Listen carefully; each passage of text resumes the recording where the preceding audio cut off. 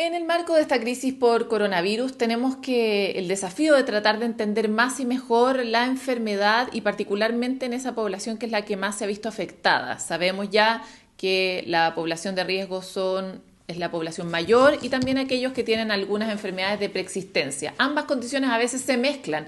Es por lo mismo que hoy día queremos hablar con Cristian González. Él es director de Gero, que es un centro que es justamente especialista en gerociencia. Muchas gracias por estar aquí en estas entrevistas en CNN, Cristian. Gracias por la invitación, un gusto. Como decía al principio, uno de los grandes desafíos es comprender más y mejor cómo afecta e impacta el virus a la población de riesgo, una población en la que ustedes son especialistas. Y desde ese punto de vista quería saber cuáles son para ustedes los últimos hallazgos al respecto que permiten orientar mejor el tratamiento en pacientes mayores. Yo diría que hay un aspecto que tenemos que considerar. Si uno mira el porcentaje de personas que han adquirido, que se han infectado con el virus en Santiago o en Chile, la verdad es que no es el grupo mayoritario aquellas personas mayores de 65 años, sino que el grupo mayoritario está por debajo de los 50 años. Sin embargo, cuando uno mira la tasa de mortalidad en el mundo, y posiblemente en nuestro país también, esta tasa de mortalidad es mucho mayor cuando la gente tiene más de 65 años, lo que nos está sugiriendo que este grupo vulnerable tiene ciertas características que hacen que sea más susceptible a la enfermedad COVID-19. Desde esa perspectiva, lo que tú mencionabas antes es importante porque se ha descrito que el envejecimiento y las enfermedades crónicas serían los dos principales factores de riesgo. Sin embargo, sabemos que para la mayoría de las enfermedades crónicas, el principal factor de riesgo sigue siendo el envejecimiento. Por lo tanto, uno podría identificar ahí como una causa primaria en términos de la vulnerabilidad selectiva que presenta un grupo de personas frente a la enfermedad. Todo este preámbulo, ¿para qué? Simplemente para mencionar que cuando hablamos de edad cronológica, no estamos hablando necesariamente de edad biológica. Y ahí entonces se revela un aspecto que sí puede ser de interés, y es que al día de hoy no hay una prueba biológica, no hay un indicador biológico que sea fácilmente aplicable, que nos indique cuán distante está nuestra edad biológica de nuestra edad cronológica. Y posiblemente esto tenga que ver justamente con la forma en que decursa la enfermedad. Dos personas con la misma edad cronológica, una persona termina con ventilación asistida, otra pasa la enfermedad en su casa. ¿Qué pueden tener de diferentes? Esto sugiere. Hagamos una distinción ahí en a qué te refieres con edad biológica, porque la edad cronológica la entendemos, son los años que tenemos, pero ¿qué es la edad Exacto. biológica, Cristian?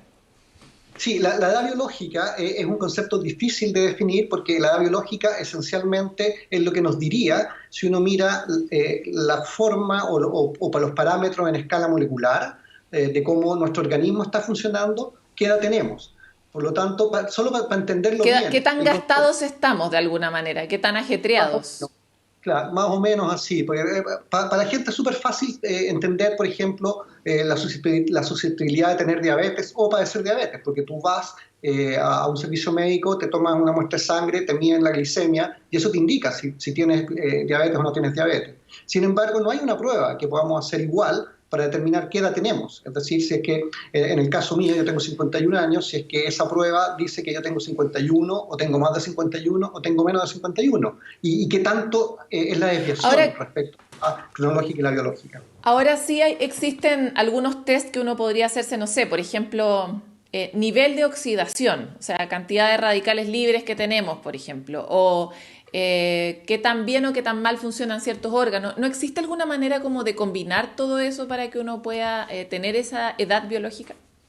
Sí, al día de hoy yo diría que el esfuerzo que ha demostrado una mayor certeza respecto de poder eh, eh, dar una información que sea lo más fidedigna con la cronológica es un sistema de evaluación experimental que solo se aplica en laboratorios de investigación, que es el reloj epigenético. El concepto es un poco extraño, pero el reloj epigenético esencialmente lo que hace, en buenas cuentas, es que a partir de una muestra biológica se aísla el DNA y se ve dentro de ese DNA el perfil de modificación que tienen ciertas regiones del DNA que podrían controlar la expresión de los genes. Y ese patrón, que no se mira en un gen específico, sino que se ve el patrón general en varios cientos de genes, se ha establecido que presenta un correlato con una diferencia de más o menos 2 a 3 años respecto de la edad cronológica, cuando se ha hecho los experimentos en gran escala, utilizando cohortes de seres humanos. Eso yo diría que es el esfuerzo más serio que nos puede decir cuál es la real edad biológica respecto a la cronológica.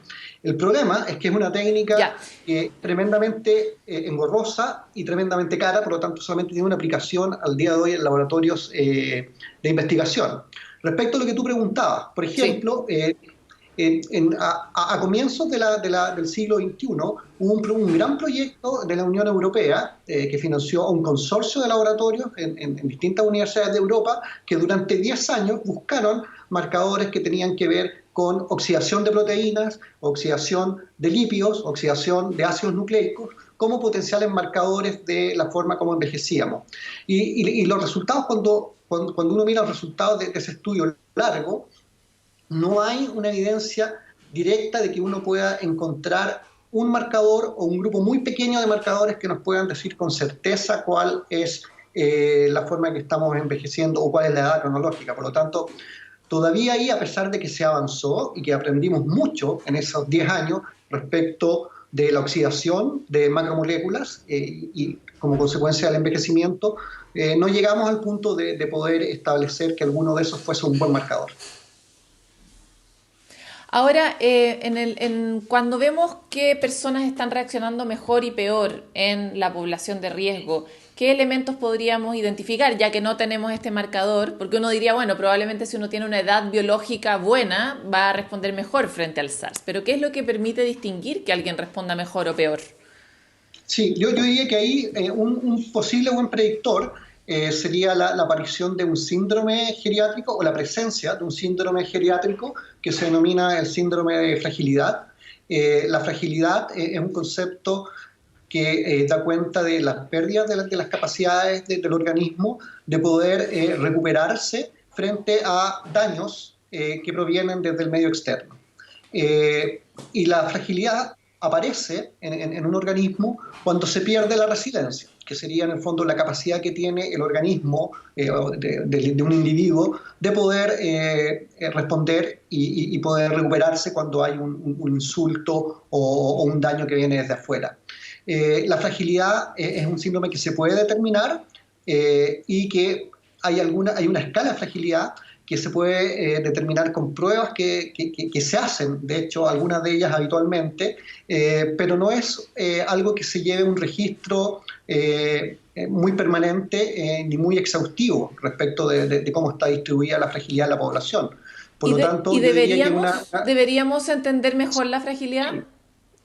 O sea, Sí, a la luz de lo que estás diciendo, digamos. Indudablemente sí, esto no solamente lo digo yo, esto lo dice también la Sociedad Chilena de Geriatría. Uno podría decir que un antes y un después de lo que está ocurriendo con la pandemia del COVID-19 podría ser que como país tomásemos la decisión de hacer un análisis con el mismo estándar de calidad de la fragilidad de los chilenos en todo el país y hacer un seguimiento de la fragilidad, porque la fragilidad no es un tema que es inmóvil, es un tema que va a evolucionar. Entonces, si sabemos cómo está evolucionando la fragilidad de las personas, ahí podemos encontrar un clasificador de vulnerabilidades. Podríamos tratar de entender o de anticipar qué personas, ahora, de acuerdo a los ¿con parámetros qué se mide la que se fragilidad? observan, serían más vulnerables. La fragilidad mide distintas dimensiones. Mide dimensiones que tienen que ver con cognición, mide dimensiones que tienen que ver con la fortaleza musculoesquelética, digamos, y tiene mediciones que tienen que ver con el equilibrio y con la independencia. Por lo tanto, una persona que es independiente, uno puede asumir que es una persona que no es frágil. Eso de entrada al punto, uno podría tratar de separar eso, usar un primer clasificador diciendo que aquellas personas que siguen siendo completamente independientes tienen menos posibilidades de resultar frágiles que aquellas que son más dependientes, porque esencialmente la fragilidad es la causante o en buena parte genera la dependencia que tienen los seres humanos de otros seres humanos. Por lo tanto, cuando uno mira la velocidad de marcha, cuando uno mira la fuerza de aprehensión, es decir, cuánta fuerza podemos hacer apretando un dinamómetro, cuando uno mira la forma en que responde a una prueba cognitiva, todos esos elementos están tabulados en una escala de fragilidad y que podrían servirnos para establecer clasificadores de vulnerabilidad en el futuro respecto de los chilenos. No suena tan complicado. ¿Por qué no lo hemos hecho, Cristian? ¿Es un problema de decisión? Es una buena pregunta. Yo no tengo la respuesta de por qué no lo hemos hecho. Yo lo que puedo decirte es que desde hace más de una década en Chile se aplica un examen que se llama el examen médico preventivo de adulto mayor, EMPAM, y en este examen esencialmente se cubren la mayoría de los aspectos que hemos descrito y que estamos conversando que permitirían entender cómo la fragilidad, si es que hay o no fragilidad. Lo que no sabemos realmente es en estos 10 años que se lleva aplicando el EMPAM es la penetración que ha tenido. No sabemos cuántas personas mayores de 65 años realmente se hacen el EMPAM. Luego, ¿qué pasa con los estándares de calidad? Porque el EMPAM en distintos consultorios, en distintos hospitales, en distintas clínicas, a lo mejor no se hace exactamente igual. Entonces yo diría que ahí una primera mirada sería dar un paso atrás e ir a mirar el EMPAM, es mirar los datos colectados en el EMPAM retrospectivamente y tratar de utilizar esa información de forma prospectiva para ver si es que se están haciendo los mismos estándares de calidad y si la información que estamos levantando luego la podemos utilizar para modelar el comportamiento de este grupo de personas que podrían ser ciertamente los más vulnerables, no solamente a una pandemia como la del COVID-19, sino a otras enfermedades también. Cristian, se nos acabó el tiempo, pero quisiera una última reflexión tuya, que es cuál es la gran transformación que debe tener hoy día la medicina geriátrica a propósito de la pandemia que estamos viviendo. ¿Cuál sería la que tú pedirías, digamos? Por ejemplo, esta es una muy clara. Sí. Sí, a mí me gustaría, y en el fondo simplemente estoy hablando desde la perspectiva de GERO. GERO es un centro de investigación en envejecimiento y yo represento un área de la investigación en envejecimiento que tiene que ver con las células y con las moléculas finalmente. Entender a escala molecular por qué se produce el envejecimiento. Por lo tanto, desde mi perspectiva, y creo que sería de gran utilidad, es que la nueva generación de geriatras, la formación de las personas o de todo el personal de salud que va a trabajar asociado al envejecimiento o a los adultos mayores tuviesen conocimientos de base respecto de la biología molecular y respecto de cómo los marcadores moleculares y los cambios en marcadores moleculares nos permiten o nos van a permitir anticipar escenarios respecto de vulnerabilidades y de tratamientos hacia el futuro. Cristian, muchas gracias por haber estado en estas entrevistas en CNN.